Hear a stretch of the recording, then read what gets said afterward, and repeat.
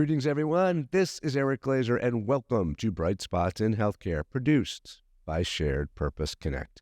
Each episode, we bring leaders together to not only inform you, our audience, but also unearth bright spots, successes at health plans, hospital systems, and other healthcare-related organizations around the country. Our goal is to identify as many bright spots as possible so you can determine if the ideas shared during this episode can be applied at your organization. We believe this approach of finding a bright spot and cloning it is the most effective strategy to improving healthcare in our lifetime.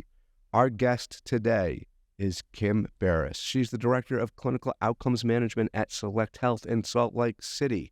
And we're going to talk about why the ACA consumer experience sucks and how SelectHealth fixed it. Kim began her career with SelectHealth 26 years ago and has worked in a variety of capacities. She developed the SelectHealth Advanced Primary Care, a.k.a. their patient-centered medical home program. She facilitated the initial pilots of the program back in 2010. Today, there are over 1,200 participating providers, over 220 participating clinics. In her current role, Kim oversees quality, medical home, NCQA accreditation, HEDIS and CMS Stars. She is also a registered nurse with a Bachelor's of Science in Computer Information Systems and also maintains her project management professional certification from PMI. Welcome to the show, Kim. Thank you so much. I'm excited to be here today. Yeah, and we're on site, like we're face-to-face, which is not something I get to do very often, so this is certainly exciting. So, Kim, before we get into the questions, tell us a little bit about SelectHealth and your star prowess. Oh, you bet. I'd love to. So SelectHealth is a not-for-profit community health plan. We're part of the Intermountain Integrated System. We have just hit 1,100,000 lives. For our ACA subset of that population, we're about 315,000, I believe. And I could not be more thrilled and excited to share that we, for the third year in a row, have hit our Medicare 5-star rating. And the new, as we were recording, the new ratings just got released just days ago. So congratulations on that. So you're about to hear a wealth of information and bright spots from one of the most established and esteemed Medicare Advantage programs in the country. I want to start with allowing you to sort of set the stage and tell us a little bit about how you looked at your membership in the ACA and looked at the consumer experience, what you measured, and how you learned that it wasn't optimal. Oh, you bet. So we have a few indicators that we can monitor or that we can investigate to get a pulse on how our membership is feeling about their experience with the health plan. So, of course, all plans have our CAPS measurement, so we can review those results as they come in.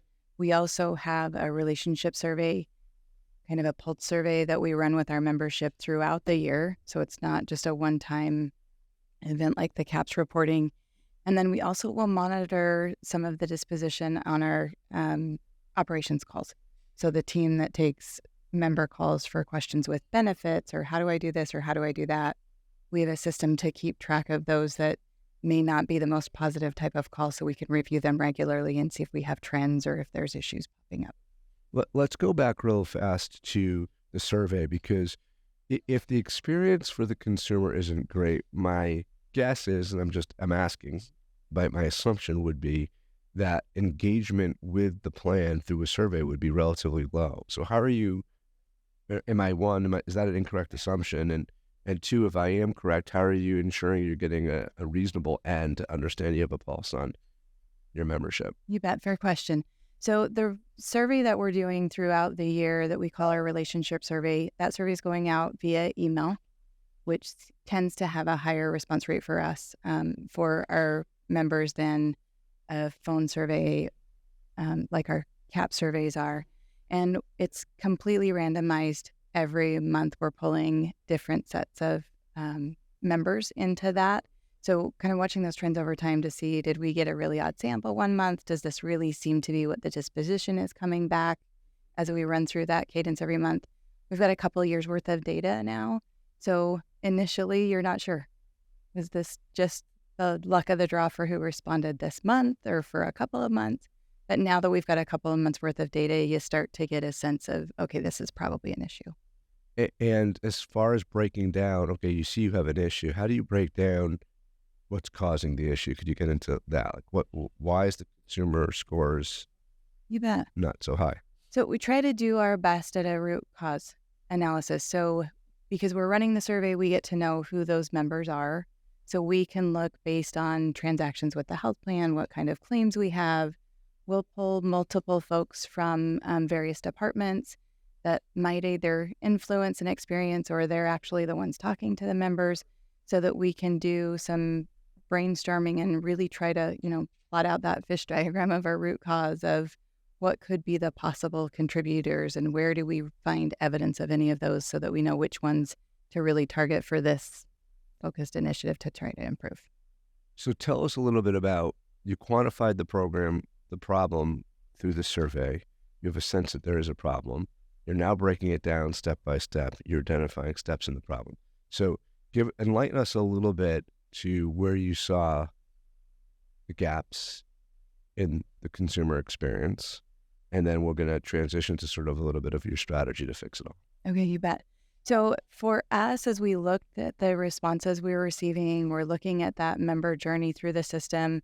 What really seemed to pop out and make sense for the ACA population is that it's so complicated. The system is so confusing. Many are not sure where they would even start to try to find a provider's office visit. The channel into office visits is difficult.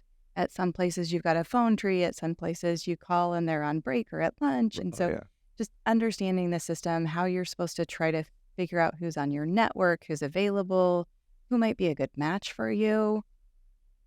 It's all really overwhelming for the membership. And in this ACA population, we find, at least for us in our markets, these are not folks who are traditionally well engaged in their healthcare. They're not individuals who've really spent a lot of time in the system. So it really is kind of black box for them. And that's a lot of the dissatisfaction is I'm not super driven always because I haven't been involved in the healthcare system. And if you're trying to push me to a visit, I'm not even sure how to find a provider or how to make that appointment.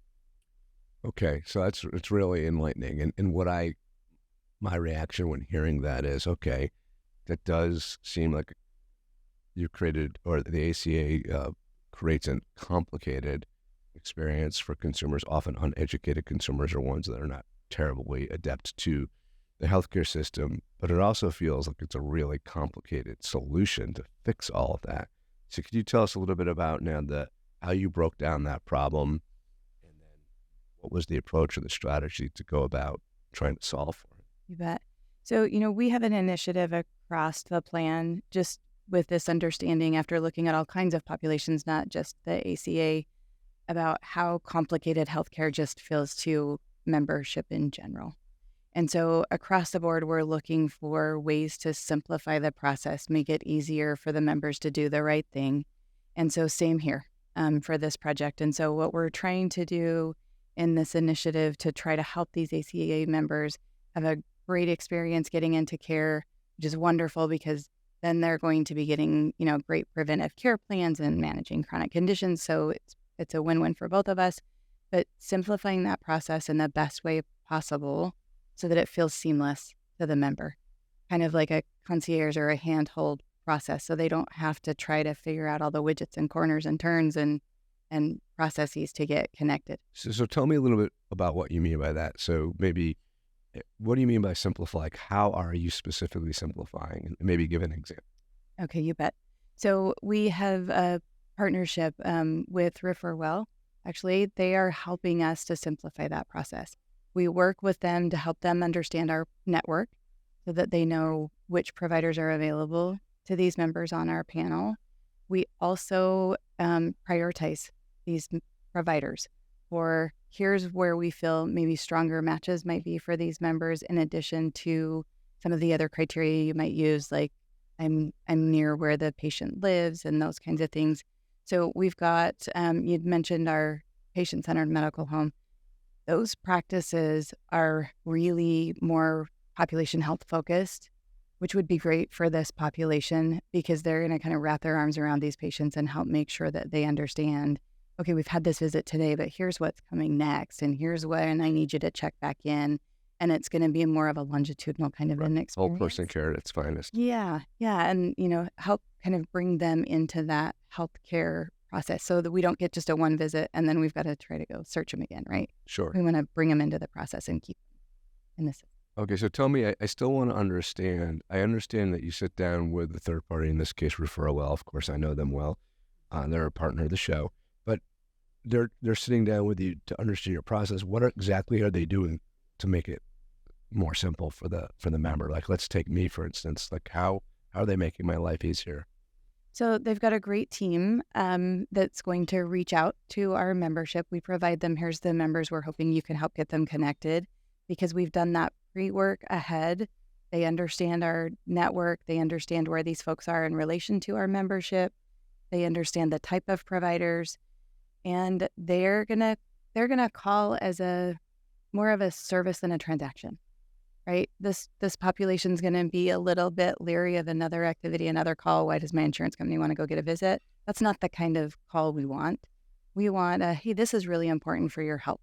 This is really important to keep you healthy.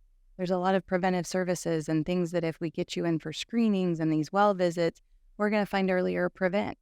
And I know it's complicated. I know the system's difficult to work through. So I'm going to help you with that process. They will help to get the appointments scheduled.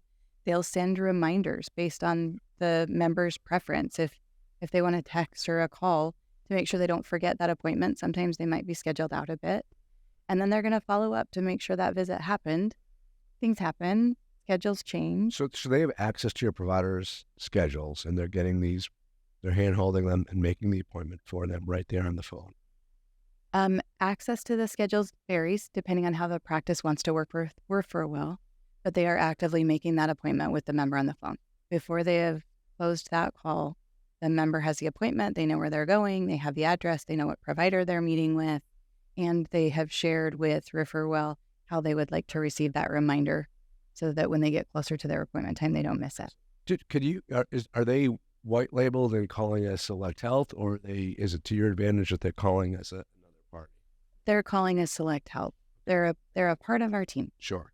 I like that. So I just want to back up for a second because as listeners, I'm trying to paint a picture of maybe how they could reinvent the consumer experience, whether it be commercial, ACA, care.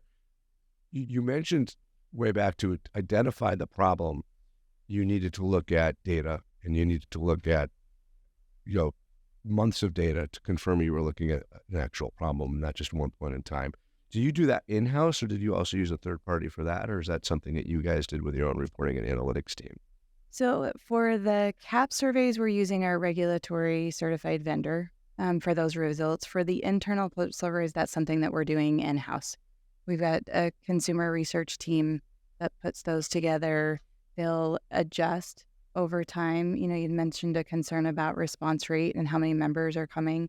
They're doing their own root cause as we go through the year for their own processes and systems to try to make sure that how they're sending the messaging out, the timing, the seasonality, time of day, week, right? They're watching all of those things to try to optimize the results we get back. So it's a combination of an in-house partnership strategy to just one, identify the problem, monitor your progress around the problem, and then actually execute on a strategy to make that problem an actual competitive advantage for you guys. Exactly. So as we heard, so Referral is helping outbound call, concierge type experience for your member. They're bringing in, they're not only making appointments, but they're also getting preferences about how you want to be communicated with, and maybe even recognizing other potential gaps in care. Are they looking at social determinants? Are they looking at other sort of issues to get them beyond just a doctor's appointment for you guys? Are they trained to do that, or what's their responsibility? So today, no. For this initial campaign, we were working on getting them into visits, but we are working on expanding our programs and the things that they're helping with. So in February of next year, we're looking to expand on just getting them in for their visit to also including conversations about gaps in care, depending on the market and the product, we have different kind of benefits available. So they'll understand what those are. So say it's an area where we've got a transportation benefit, they make the appointment. You're going to ask them if they have a ride. If the answer is no, then they can move on then to, did you know you had this available? And let me help you get connected to this service so we can make sure that you can get to that appointment. Right. And so as we're looking at, so you have the solution in place. Two questions. One, are you measuring still on a monthly basis if those scores are improving and you're effectively accomplishing your goal, simplifying the process? And then, yeah, let's answer that first, and then I got to follow up. You bet. So two things actually I would answer with. So the relationship survey cadence hasn't changed. So that is going to be a monthly result that I'm going to be able to see. But within the campaign with ReferWell, we're getting results weekly, which has been really great. As the results come in weekly, they're not only telling us about the activity of I got a hold of this many members or I have this much bad information, they're also giving us the disposition of the member. And they're sharing with us the feedback and the messaging that members getting. So, we just had an experience 2 weeks ago where they had identified a number of visits that were coming in or requests that the members were telling them that they didn't need a primary care visit because they had a specialist.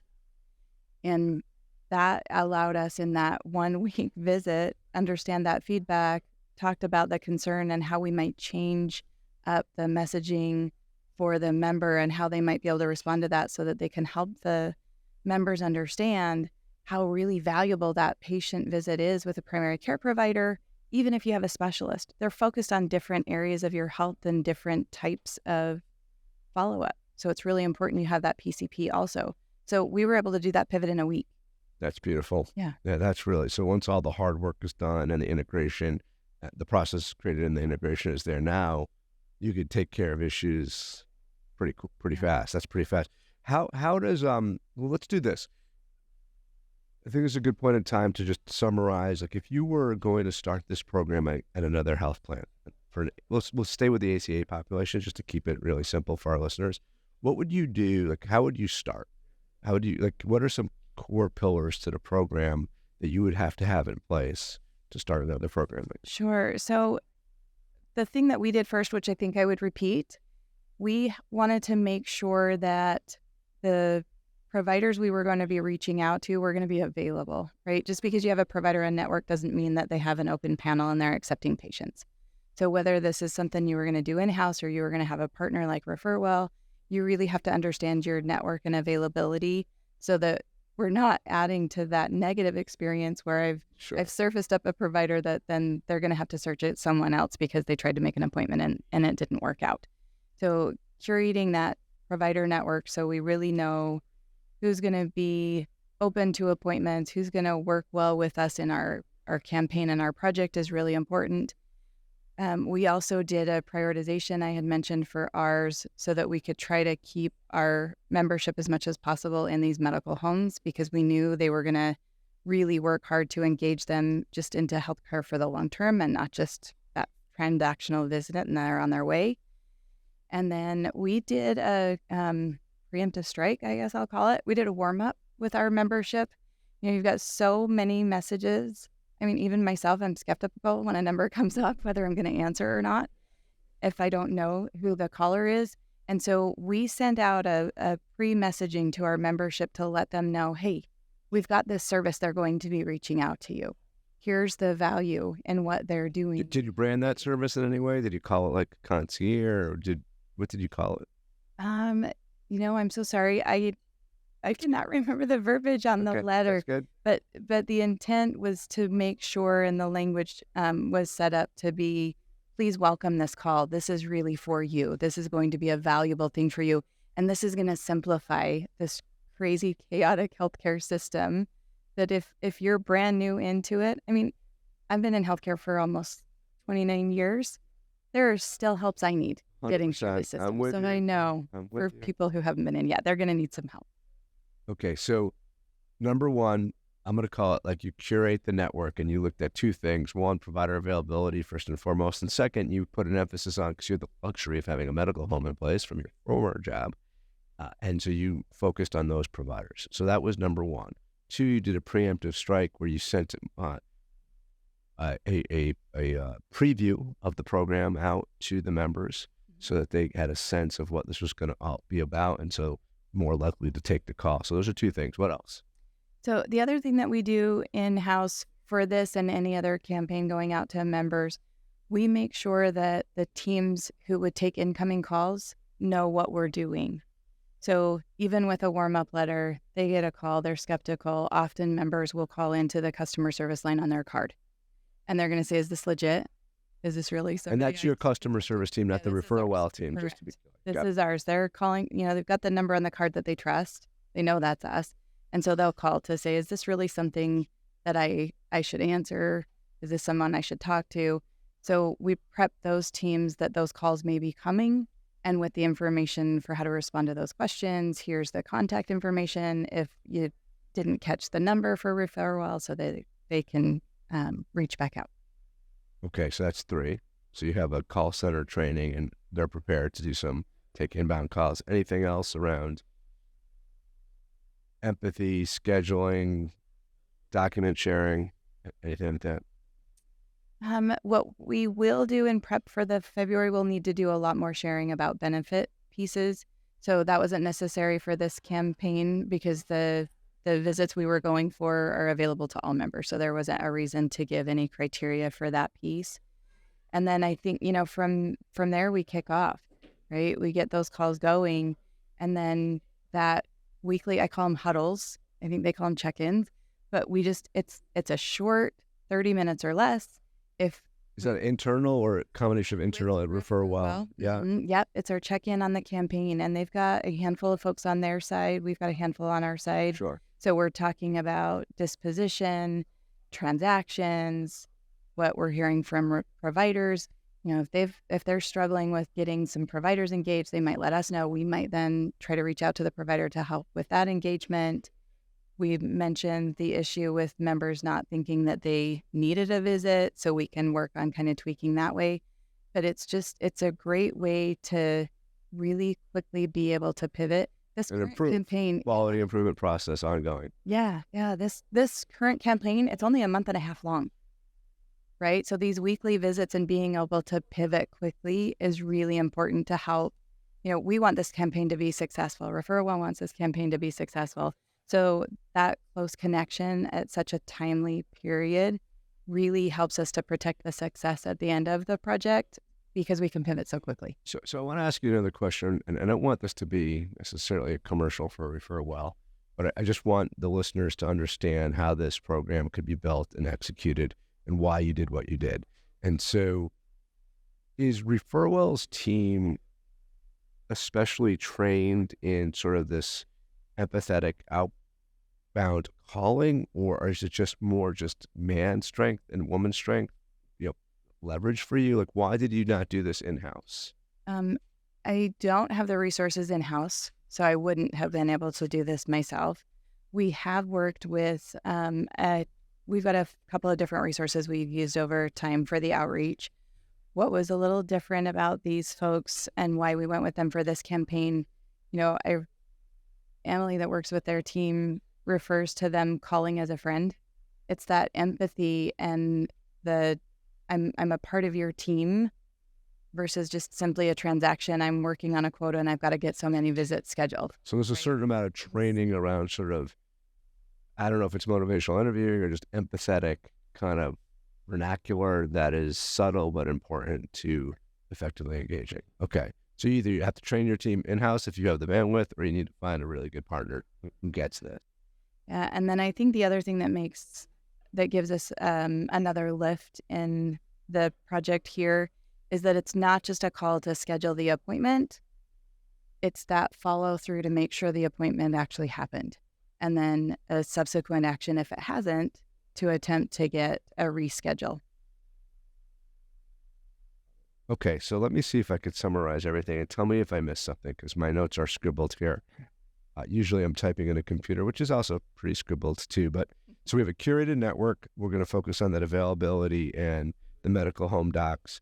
2, you are going to focus on, you have a preemptive marketing piece that goes out. And 3, you have your in-house call center prepared, trained, and ready to go. So all that's good. So those are your top 3 things to start off the program.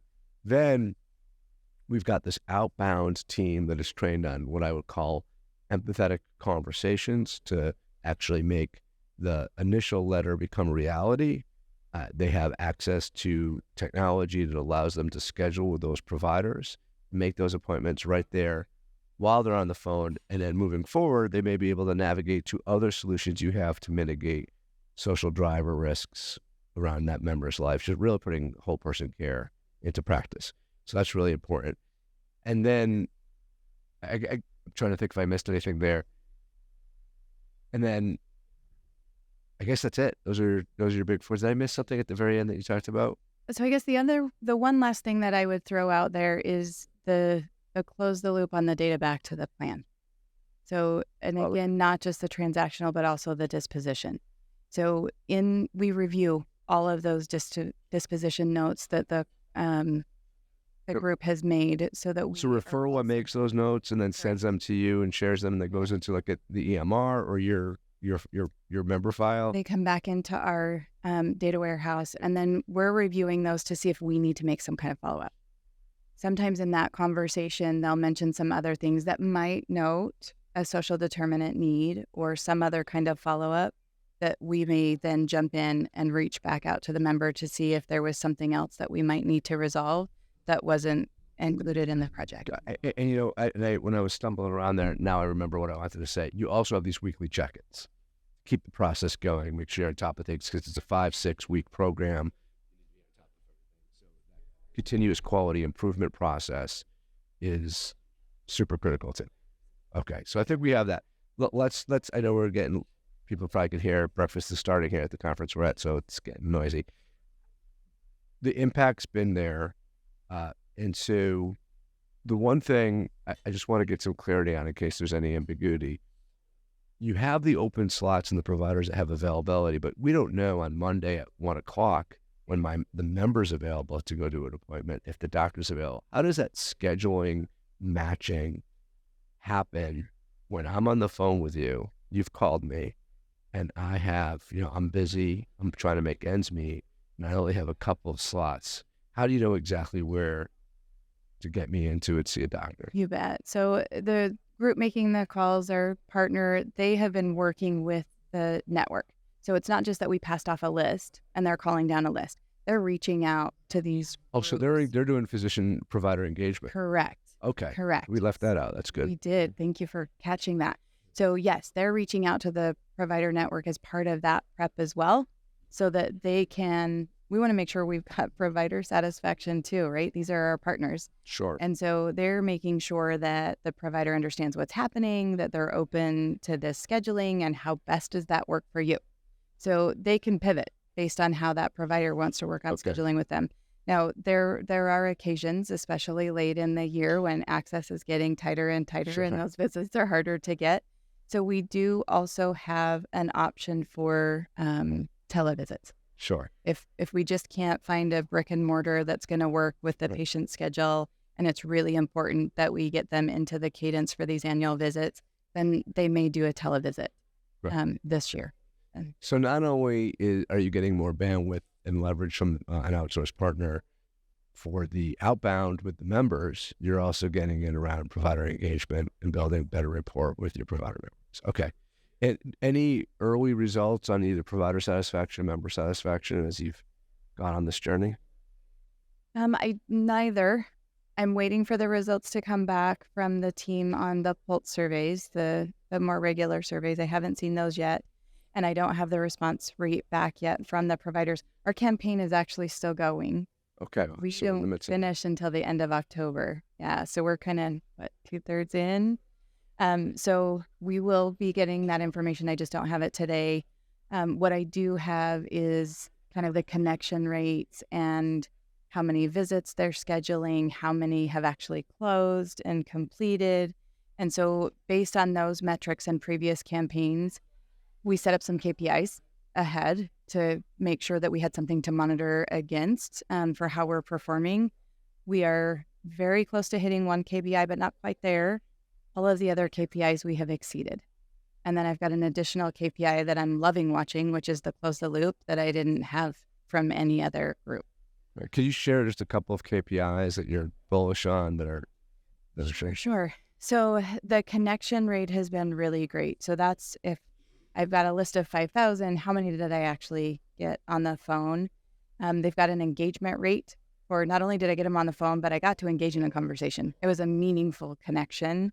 So that KPI is about 3 percentage points above where we had set it. So that's nice to see. And we're not done, right? They've actually made it through our list and they're going back through. So anyone we connect now where we're already over a KPI is just going to get higher. So that's why I say we're almost to the one. We might get there by the end of October. We'll have to see. But the scheduling rate has been really great too. I compared to another outreach campaign we did year prior, same season in October. And this campaign has been 3 times more likely to end in an appointment than the one that we had done last year. Wowza. That's a great KPI. Yeah. That's great. I think some of the difference there, we didn't do warm up last time. So this warm up of their calling, this gives them a little time to settle and understand something's coming. I'm going to answer that phone number. And it's a different kind of crawl, that empathy, disposition, concierge, let me help you make it simple. The tone's a little different for this campaign. I don't have my data yet, but in my head, that's where. Well, you have something. The KPIs are directionally showing you that you're getting there. Yeah. But I think those are the 2 things that really stand out to me that I think are different, that I think is kind of driving that better success this time. Okay. Thank you for doing this, by the way. Where can people reach out to you, or how do people learn more about you or SelectHealth? Oh, you bet. Welcome to search on LinkedIn. I'm on LinkedIn and take messages there. Great. Awesome. And friends that refer well, we probably could send them to our mutual friend, Chad Baugh, if they wanted to meet. So if anyone wants an interest, like I said, if you're doing a program like this and you decide you want to do it in-house, go for it. But if you do want to get more expertise, or at least learn a little bit from some experts, you could reach out to me personally at my email, eglazer@sharepurposeconnect.com, or via LinkedIn, and I can make an introduction to the refer well folks. Right? All right, folks, thanks so much for listening. As a reminder, we put this show on for you so that you can learn from really smart people and really smart organizations like SelectHealth and Barrus, and maybe think about changing your thinking or applying these bright spots to your organization. I like ending the show reminding everyone that this is your Bright Spots in Healthcare podcast. Thanks again, Ken. Take care, everyone.